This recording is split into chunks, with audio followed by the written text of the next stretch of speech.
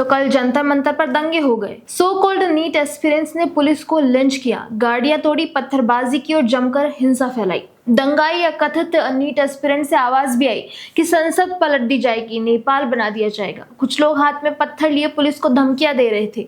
तो मन में सवाल आना लाजमी है कि क्या ये सच में स्टूडेंट्स हैं या दंगाई? तो आइए समझते हैं कि ये दंगाई आखिर है कौन। दंगे करने से पहले टेलीग्राम और व्हाट्सएप जैसे प्लेटफॉर्म्स पर ग्रुप बनते हैं।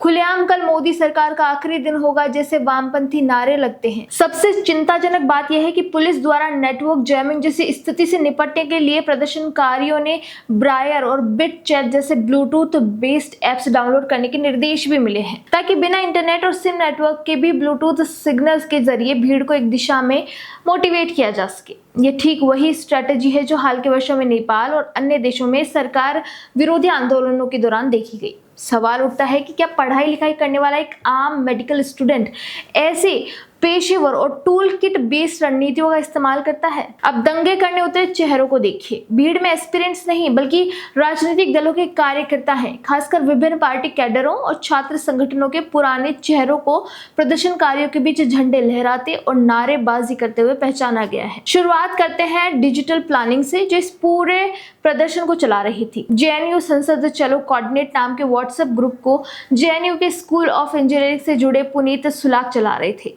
चैट में साफ साफ लिखा गया लाल सलाम और कल मोदी सरकार का लास्ट डे होगा। इतना ही नहीं, ग्रुप में अंजलि नाम की यूजर ने पुलिस जैमर से बचने के लिए नेपाल की तर्ज पर ब्रायर और बिट चैट जैसे Bluetooth based and mash networking apps download करने के निर्देश दिए।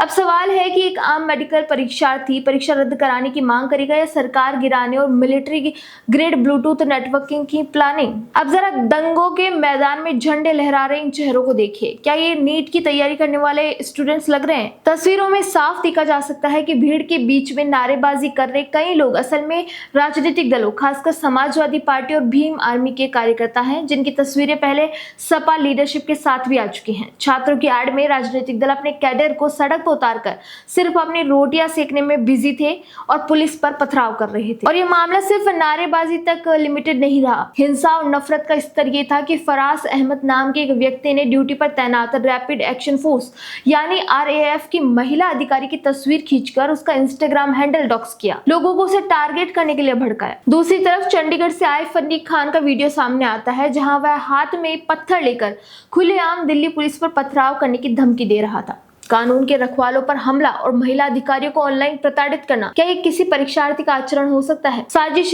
यही खत्म नहीं होती। दिल्ली जैसे हाई सिक्योरिटी जोन में सोनू शौकंद नाम के डिजिटल क्रिएटर द्वारा बिना अनुमति ड्रोन उड़ाकर सर्विलांस करने का मामला भी सामने आया। वही फिजिक्स वाला जैसे बड़े कोचिंग इंस्टीट्यूट के शिक्षकों और फैकल्टी मेंबर्स को जमीन पर भीड़ को भड़काते भी देखा गया। यानी कोचिंग माफिया अपने व्यवसायिक फायदे के लिए, राजनीतिक दल अपने एजेंडे के लिए मासूम छात्रों का इस्तेमाल कर रहे थे। एस्पिरेंट्स के नाम पर सरकार गिराने की कोशिश करना, पुलिस पर पत्थर चलाना, देश की सुरक्षा से खिलवाड़ करना, इसे आप स्टूडेंट प्रोटेस्ट कहेंगे या प्लान्ड दंगा? निष्कर्ष यह है कि जंतर मंतर पर जो हुआ वह प्रोटेस्ट सिर्फ छात्रों के अधिकारों या नीट परीक्षा की निष्पक्षता तक सीमित नहीं था, बल्कि इसे कुछ विशेष विचारधाराओं, राजनीतिक समूहों द्वारा भुनाने का प्रयास था।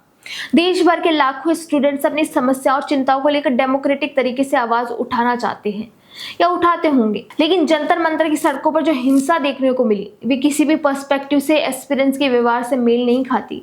जब प्रोटेस्टर्स की आड़ में पुलिस पर पथराव किया जाने लगी, सुरक्षा बलों को निशाना बनाया जाए और अराजकता फैलाई जाए, तो सवाल उठना स्वाभाविक है, क्या ये भीड़ वाकई स्टूडेंट्स की थी या फिर स्टूडेंट्स के खंधे का इस्तेमाल करके उपद्रवी आगे बढ़ रहे थे? आपका इस बारे में क्या कहना है? हमें कमेंट करके जरूर बताइए। वीडियो पसंद आए तो लाइक, शेयर एंड सब्सक्राइब करना ना भूलें।